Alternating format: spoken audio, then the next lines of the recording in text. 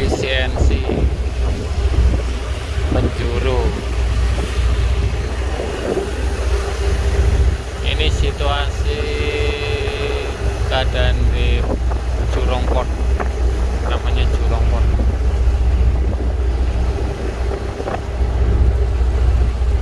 Oh iya, ini adalah channel pertama saya. Jangan lupa like dan komen, juga subscribe ya guys. Masih amatiran.